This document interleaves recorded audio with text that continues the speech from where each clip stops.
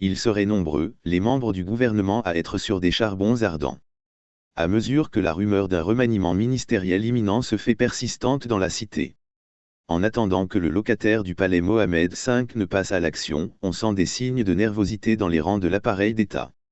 Une situation qui se traduit par les coups de semonce du président, qui se multiplient à l'endroit de ses ministres, donnant l'impression que la transition est en train de s'engluer dans son marais. Le chef de l'État a profité du dernier Conseil des ministres pour rappeler ses collaborateurs à l'ordre, concernant l'anarchie qui entoure l'organisation des cérémonies officielles dans leurs départements respectifs. Ce passage de savon a été une occasion pour le colonel de réitérer l'impérium dont il a investi son Premier ministre, Dr Bernard Goumou. Ce dernier s'en sortirait ainsi renforcé sur ce coup. Et cela sonne comme un moment de répit pour le Premier ministre qui, il faut le reconnaître, en a soupé des bonnes paroles ces derniers temps. Certains observateurs ne s'étant pas privés de prédire son départ à l'occasion du remaniement qui serait dans l'air.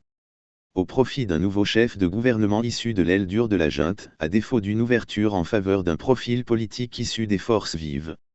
En attendant de savoir si les oracles disent vrai ou faux, Dr Bernard Goumou continue de s'agripper à son siège, éjectable. Dans un climat empreint de défiance et de fébrilité. Quitte à se plier en quatre, pour conjurer le mauvais sort. La psychose ne serait pas seulement du côté de la primature, encore que rien ne laisse pour le moment entrevoir une fissure dans le couple exécutif. Chez bien des ministres aussi, on ne dormirait plus que d'un œil.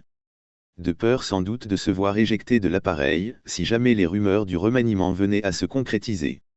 Jacques Foccart n'avait donc pas tort de dire qu'il n'y a pas d'anciens ministres heureux.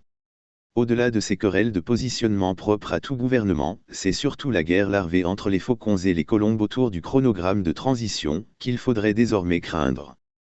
Le changement de discours observé lors des dernières sorties en disent long sur le côté vers lequel les choses sont en train de balancer dans cette épreuve de force entre colombes et faucons.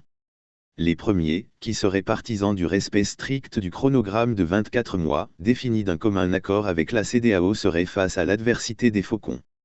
Qui, eux, seraient plutôt pour une remise en cause de tous les engagements pris auprès de la communauté internationale. Quitte à ce que le président fasse preuve d'apostasie, en reniant son serment. Et que la transition continue de s'engluer dans son marais.